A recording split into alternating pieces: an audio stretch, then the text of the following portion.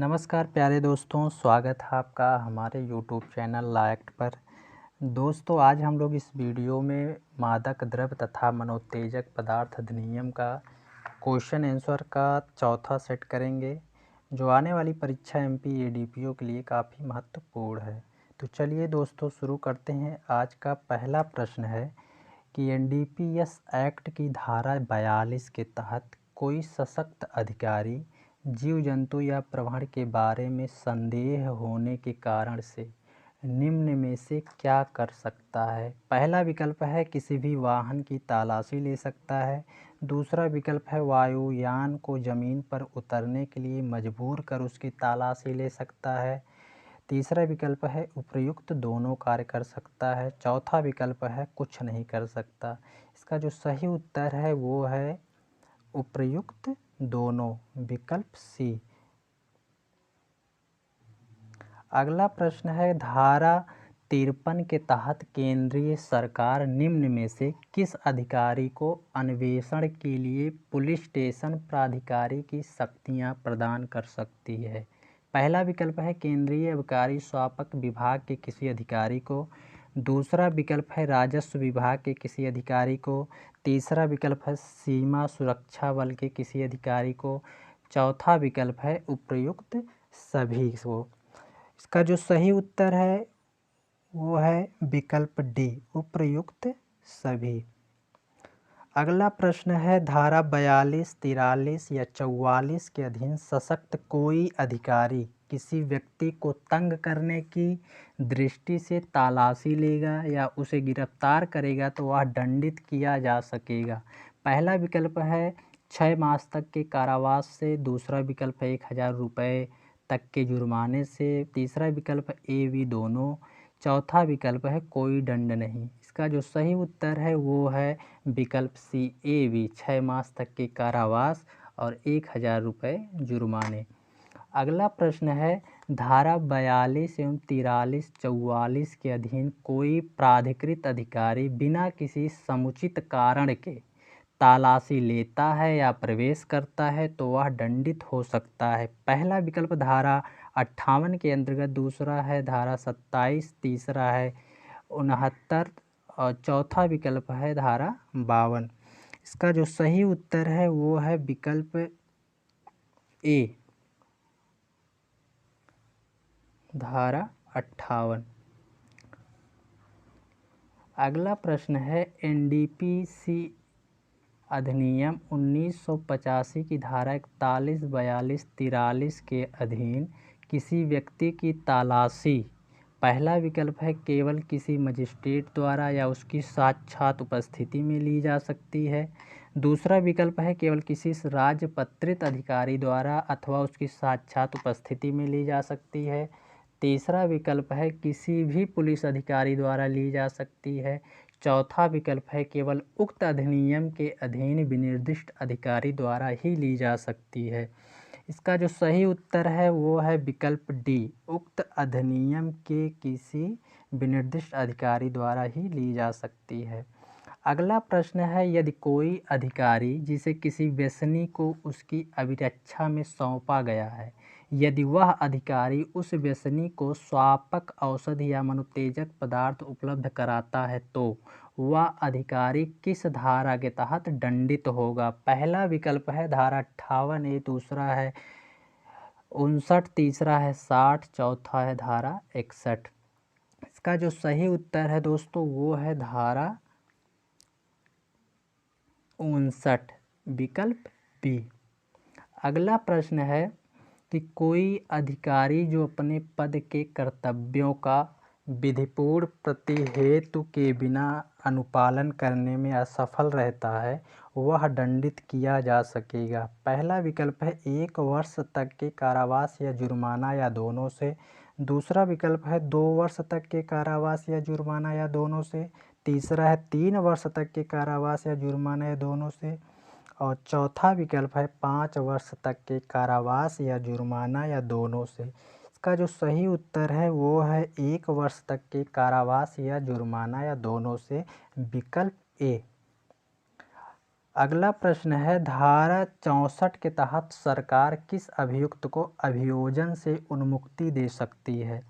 पहला विकल्प है किसी भी अभियुक्त को, दूसरा विकल्प है ऐसे अभियुक्त को जो कि 12 वर्ष से कम आयु का है, तीसरा विकल्प है ऐसे अभियुक्त को जो संबंधित अपराध के बारे में प्रत्यक्ष रूप से साक्ष्य देने को तैयार होता है तथा ऐसा साक्ष्य आवश्यक है, चौथा विकल्प है उपर्युक्त सभी अभियुक्तों को।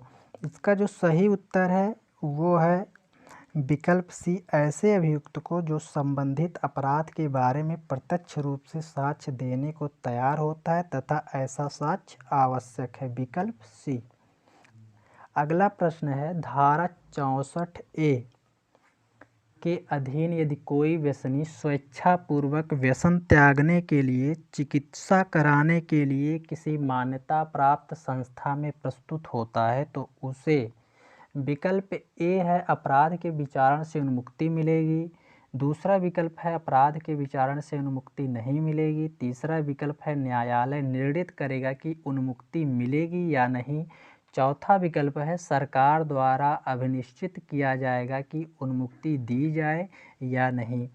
इसका जो सही उत्तर है वो है विकल्प ए, अपराध के विचारण से उन्मुक्ति मिलेगी।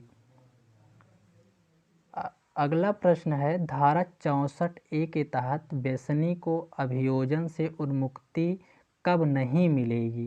पहला विकल्प है यदि वह दोबारा व्यसन शुरू करता है, दूसरा विकल्प है यदि वह अपना संपूर्ण इलाज नहीं करवाता है, तीसरा विकल्प है यदि वह किसी मान्यता प्राप्त संस्था में चिकित्सा नहीं करवाता है, चौथा विकल्प है उपर्युक्त सभी से। इसका जो सही उत्तर है वो है विकल्प डी, उपर्युक्त सभी से। अगला प्रश्न है कि एनडीपीएस एक्ट की किस धारा के अंतर्गत संप्रहत संपत्ति अपीलीय प्राधिकरण के गठन का प्रावधान है? पहला विकल्प धारा 68N, धारा 68F, धारा 68O, धारा 68P। इसका जो सही उत्तर है वो है धारा 68N, विकल्प ए। अगला प्रश्न है, संप्रहत संपत्ति अपीलीय प्राधिकरण का गठन की जाती है।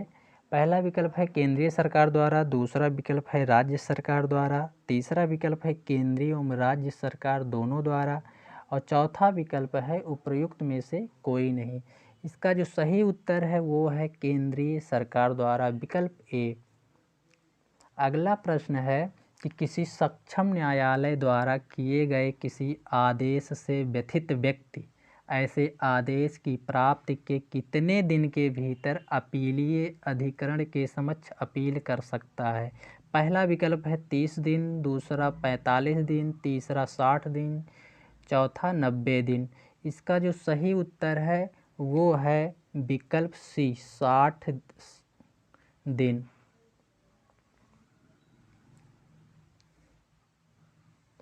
अगला प्रश्न है, अधिसूचित अधिकारी द्वारा गिरफ्तार किए गए व्यक्ति के संपत्ति की अधिग्रहण की रिपोर्ट सक्षम प्राधिकारी को कितनी अवधि के भीतर देगा? पहला विकल्प है 30 दिन, दूसरा विकल्प है 80 दिन, तीसरा विकल्प है 90 दिन, चौथा विकल्प है 120 दिन। इसका जो सही उत्तर है वो है 90 दिन, विकल्प सी। अगला प्रश्न है, अध्याय 5 का के अधीन संपत्ति के संपहरण की कार्यवाही लंबित है जो कोई ऐसी संपत्ति को जानबूझकर अर्जित कर लेता है उसे दंडित किया जा सकता है। पहला विकल्प है कारावास से जिसकी अवधि 5 वर्ष तक हो सकेगी, विकल्प दूसरा है जो जुर्माने से जो 50,000 रुपये तक हो सकेगा, तीसरा विकल्प है उक्त ए बी दोनों और चौथा विकल्प है या तो ए या तो बी। इसका जो सही उत्तर है वो है विकल्प सी, ए बी दोनों।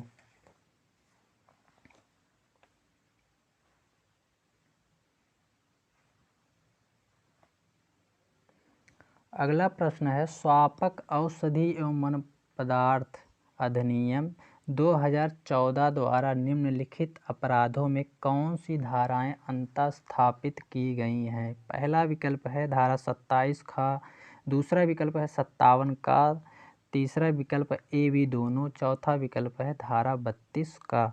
इसका जो सही उत्तर है वो है ए बी दोनों, विकल्प सी। अगला प्रश्न है पूर्व दोष सिद्ध अभियुक्त की दोष सिद्धि की जा सकेगी। पहला विकल्प है अधिकतम अवधि का 1.5 गुना जहां अधिकतम कारावास का उपबंध है। दूसरा विकल्प है न्यूनतम अवधि का 1.5 गुना कारावास और 1.5 गुना जुर्माना। तीसरा विकल्प है उपर्युक्त ए बी दोनों। चौथा विकल्प है उपर्युक्त में से कोई नहीं। इसका जो सही उत्तर है वो है उपर्युक्त ए बी दोनों। अगला प्रश्न है एनडीपीएस एक्ट 1985 के उद्देश्यों को लागू करने के लिए नियम बनाने की शक्ति प्राप्त है। पहला विकल्प है केंद्र सरकार को, दूसरा राज्य सरकार को, तीसरा केंद्र सरकार एवं राज्य सरकार दोनों को, चौथा विकल्प है केवल केंद्र सरकार को। इसका जो सही उत्तर है वो है केंद्र सरकार एवं राज्य सरकार दोनों को, विकल्प सी। केंद्र सरकार को नियम बनाने की शक्ति धारा 76 में है और राज्य सरकार को नियम बनाने की शक्ति 78 में है। अगला प्रश्न है कि मादक द्रव्य तथा मनोतेजक पदार्थ अधिनियम 1985 निम्नलिखित विधियों की विधिमान्यता को प्रभावित नहीं करेगा। पहला विकल्प है प्रांतीय अधिनियम, दूसरा विकल्प है राज्य विधानमंडल के अधिनियम, तीसरा विकल्प है ए बी दोनों, चौथा विकल्प है केवल बी। इसका जो सही उत्तर है वो है विकल्प सी, ए बी दोनों। अगला प्रश्न है अध्याय 5A के प्रावधान किस व्यक्ति पर लागू होंगे? पहला विकल्प है जिसे इस अधिनियम के तहत 10 वर्ष या इससे अधिक के लिए दोष सिद्ध किया गया हो। दूसरा विकल्प है जिसे भारत से बाहर सक्षम न्यायालय द्वारा समान अपराध के लिए दंडित किया गया हो। तीसरा विकल्प है उपरोक्त व्यक्तियों के रिश्तेदारों पर या सहयुक्त व्यक्तियों पर। चौथा विकल्प है उपर्युक्त सभी। इसका जो सही उत्तर है वो है विकल्प डी, उपर्युक्त सभी। अगला प्रश्न है धारा 64D के तहत केंद्रीय सरकार सक्षम अधिकारी नियुक्त कर सकती है। पहला विकल्प है सीमा शुल्क आयुक्त को, दूसरा है आयकर आयुक्त को, तीसरा केंद्रीय उत्पाद शुल्क आयुक्त को, चौथा विकल्प है उपर्युक्त सभी को। इसका जो सही उत्तर है वो है डी, विकल्प उपर्युक्त सभी को। अगला प्रश्न है धारा 64D के तहत केंद्रीय सरकार सक्षम अधिकारी नियुक्त कर सकती है। पहला विकल्प है सीमा शुल्क आयुक्त को, दूसरा विकल्प है आयकर आयुक्त को, तीसरा है केंद्रीय उत्पाद शुल्क आयुक्त को, चौथा विकल्प है उपर्युक्त सभी। इसका जो सही उत्तर है वो है उपर्युक्त सभी। अगला प्रश्न है धारा 68 घ के अंतर्गत अध्याय 5 का के अधीन सक्षम प्राधिकारी के कृत्यों का पालन करने के लिए किसी अधिकारी को प्राधिकृत कर सकती है। धारा 68 घ और अध्याय 5 का के अधीन पहला विकल्प है केंद्रीय सरकार, दूसरा विकल्प है राज्य सरकार, तीसरा विकल्प है उक्त दोनों, चौथा विकल्प है कलेक्टर।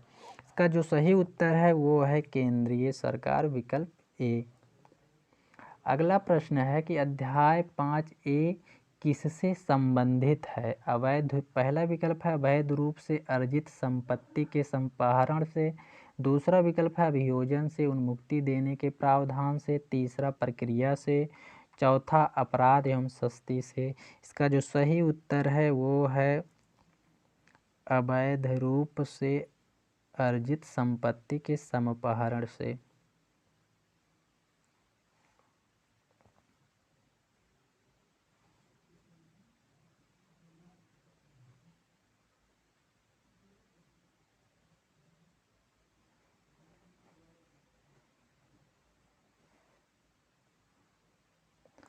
अगला प्रश्न है सद्भावना पूर्वक की गई कार्यवाही के लिए संरक्षण प्राप्त है धारा। पहला विकल्प है धारा 69 के अंतर्गत, धारा 70 के अंतर्गत, तीसरा विकल्प धारा 75 के अंतर्गत, चौथा विकल्प धारा 80 के अंतर्गत। इसका जो सही उत्तर है वो है धारा 69 के अंतर्गत विकल्प ए। अगला प्रश्न है आदियों यानी व्यसनी की पहचान, उपचार, शिक्षा एवं उनके पुनर्वास के लिए सरकार उचित एवं आवश्यक कदम उठाएगी। यह प्रावधान किस धारा में है? पहला विकल्प है धारा 70, दूसरा विकल्प है धारा 71, तीसरा विकल्प धारा 75, चौथा धारा 80। इसका जो सही उत्तर है वो है धारा 71, धारा बी। अगला प्रश्न है केंद्रीय सरकार इस अधिनियम के प्रावधानों को सुचारू रूप देने के लिए अपनी शक्तियां किस धारा के अधीन स्वापक आयुक्त को प्रत्यायोजित कर सकती है? नियम बनाने की शक्ति को छोड़कर। पहला विकल्प है धारा 72, दूसरा है धारा 73, तीसरा धारा 74, चौथा धारा 75। इसका जो सही उत्तर है वो है धारा 75 यानी 75।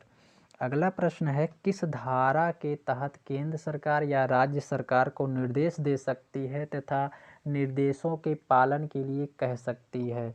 पहला विकल्प है धारा 74, दूसरा 74A, तीसरा है धारा 75, चौथा विकल्प है 75A। इसका जो सही उत्तर है वो है धारा 74A विकल्प बी।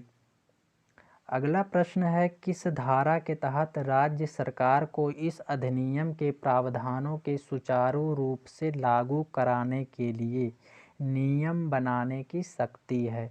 पहला विकल्प है धारा 75, दूसरा है 78, तीसरा विकल्प है 79, चौथा है धारा 80।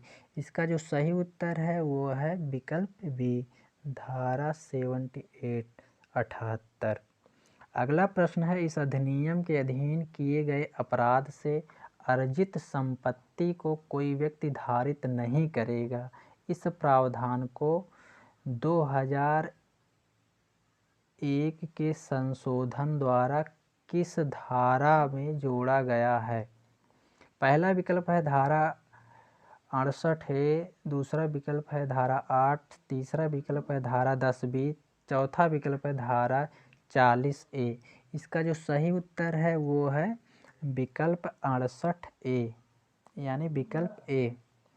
अगला प्रश्न है केंद्र सरकार मादक द्रव्य तथा मनोत्तेजक पदार्थ अधिनियम 1985 के प्रयोजनों को कार्यान्वित करने का निर्देश राज्य सरकार को किस धारा के अंतर्गत देती है? पहला विकल्प है धारा 74, दूसरा विकल्प 74A, तीसरा विकल्प 75, चौथा विकल्प है 76। इसका जो सही उत्तर है वो है धारा 74A विकल्प बी। अगला प्रश्न है एनडीपीएस एक्ट 1985 या उसके अधीन बनाए गए किसी नियम के अधीन किसी अधिकारी या प्राधिकारी द्वारा निम्न में से किसी मामले पर दिए गए निर्णय या पारित आदेश के विरुद्ध कोई वाद या कार्यवाही सिविल न्यायालय द्वारा ग्रहण नहीं किए जाएंगे? तो उसका विकल्प है पहला है अफीम पोस्त के खेती के लिए किसी अनुज्ञप्ति को रोकना, मना करना या निरस्त करना। दूसरा विकल्प है अफीम का तौल परीक्षण गुणवत्ता करना और ऐसे परीक्षण के अनुसार दिए गए मानक मूल्य में से कटौती करना या उसमें अभिवृद्धि करना। तीसरा विकल्प है अन्य किसी बाहरी पदार्थ के साथ अपमिश्रित पाई गई अफीम का अधिग्रहण है। चौथा विकल्प है उपर्युक्त सभी। इसका जो सही उत्तर है वो है विकल्प डी उपर्युक्त सभी। अगला प्रश्न है स्वापक औषधिक अवमन प्रभावी पदार्थ अधिनियम के अंतर्गत मादक द्रव्यों की बुराइयों से लड़ने तथा उनको रोकने हेतु उपाय करने का दायित्व किस पर है? पहला विकल्प है केंद्रीय सरकार, दूसरा राज्य सरकार पर, तीसरा विकल्प है केंद्रीय एवं राज्य सरकार दोनों पर, चौथा विकल्प है आम जनता पर। इसका जो सही उत्तर है वो है विकल्प सी, केंद्रीय सरकार एवं राज्य सरकार दोनों। अगला प्रश्न है स्वापक औषधि और मन प्रभावी पदार्थ के संबंध में अवैध व्यापार में सम्मिलित है। पहला विकल्प है स्वापक औषधि का उत्पादन या विक्रय, दूसरा विकल्प है स्वापक औषधियों का उपयोग, तीसरा विकल्प है कोका या अफीम पोस्त की खेती करना, चौथा विकल्प है उपर्युक्त सभी। इसका जो सही उत्तर है वो है उपर्युक्त सभी। अगला प्रश्न है कि स्वापक आयुक्त की नियुक्ति कौन करता है। पहला विकल्प है राष्ट्रपति, दूसरा केंद्रीय सरकार, तीसरा राज्यपाल, चौथा राज्य सरकार। इसका जो सही उत्तर है वो है बी, केंद्रीय सरकार। अगला प्रश्न है स्वापक औषधि और मध्य प्रदेश अधिनियम की अनुसूची में विनिर्दिष्ट मन प्रभावी पदार्थ की सूची में जोड़ने या कम करने की शक्ति किसे है। पहला विकल्प है केंद्रीय सरकार, दूसरा स्वापक आयुक्त, तीसरा है राज्य सरकार, चौथा है मन प्रभावी पदार्थ परामर्श समिति। इसका जो सही उत्तर है वो है विकल्प ए, केंद्रीय सरकार। अगला प्रश्न है कि वाणिज्यिक मात्रा में अफीम पोस्त की खेती करने पर न्यूनतम कितना दंड दिया जा सकेगा। पहला विकल्प है 6 माह का कारावास व जुर्माना, दूसरा है 5 वर्ष का कारावास व जुर्माना और तीसरा है 10 वर्ष का कारावास व जुर्माना और चौथा है 2 लाख रुपए का जुर्माना। इसका जो सही उत्तर है वो है 10 वर्ष का कारावास एवं जुर्माना, विकल्प सी। अगला प्रश्न है अफीम पोस्त और कोका पौधे आदि की अवैध खेती किए जाने की तुरंत सूचना देने की जिम्मेदारी किसकी है। पहला विकल्प है प्रत्येक पंच की, दूसरा है प्रत्येक सरपंच की, तीसरी है प्रत्येक सरकारी अधिकारी की, चौथी है सभी की। इसका जो सही उत्तर है वो है विकल्प डी। अगला प्रश्न है स्वापक औषधि एवं मन प्रभावी पदार्थ अधिनियम के अंतर्गत किसी अपराध के लिए अधिकतम कितना दंड दिया जा सकता है। पहला विकल्प है 20 वर्षों का कारावास, दूसरा विकल्प है आजीवन कारावास, तीसरा है मृत्युदंड, चौथा है 10 वर्षों का कारावास। इसका जो सही उत्तर है वो है मृत्युदंड, विकल्प सी। अगला प्रश्न है सही सुलेमित युग्म है। विकल्प अभियोजन से उन्मुक्ति देने की शक्ति धारा 64, अधिहरण की प्रक्रिया धारा 63, तीसरा विकल्प है अपील अधिकरण धारा 68N, चौथा विकल्प है उपर्युक्त सभी। इसका जो सही उत्तर है वो है उपर्युक्त सभी, यानी विकल्प डी, यानी तीनों ही सुलेमित हैं। अगला प्रश्न है कि सही सुलेमित युग्म है। पहला है विशेष न्यायालय का गठन धारा 36, कंपनियों द्वारा अपराध धारा 38, सबूत का भार धारा 68J, चौथा विकल्प है उपर्युक्त सभी। इसका जो सही उत्तर है वो है विकल्प डी, उपर्युक्त, यानी कि तीनों ही विकल्प एक दूसरे से मेल खाते हैं। अगला प्रश्न है सही सुलेमित युग्म है। पहला विकल्प है अधिकारिता का प्रयोजन धारा 73, प्रत्यायोजन की शक्ति धारा 75, तीसरा विकल्प है अधिहरण की प्रक्रिया धारा 63, चौथा है उपर्युक्त सभी। इसका जो सही उत्तर है वो है उपर्युक्त सभी, यानी तीनों ही विकल्प सुलेमित हैं। अगला प्रश्न है सही सुलेमित युग्म। पहला विकल्प है हेरोइन का अल्पमात्रा 5 ग्राम, मॉर्फिन की अल्पमात्रा 5 ग्राम, कोकीन की अल्पमात्रा 2 ग्राम, उपरोक्त सभी। इसका जो सही उत्तर है वो विकल्प डी, यानी उपरोक्त सभी, तीनों ही विकल्प सही सुलेमित हैं। अगला क्वेश्चन है कि हेरोइन के वाणिज्यिक मात्रा कितने ग्राम होता है। पहला विकल्प है 100 ग्राम, दूसरा है 200 ग्राम, तीसरा है 250 ग्राम, चौथा है 300 ग्राम। इसका जो सही उत्तर है वो है सी, 250 ग्राम हेरोइन की अल्प मात्रा होती है। अगला प्रश्न है सही सुलेमित युग्म नहीं है।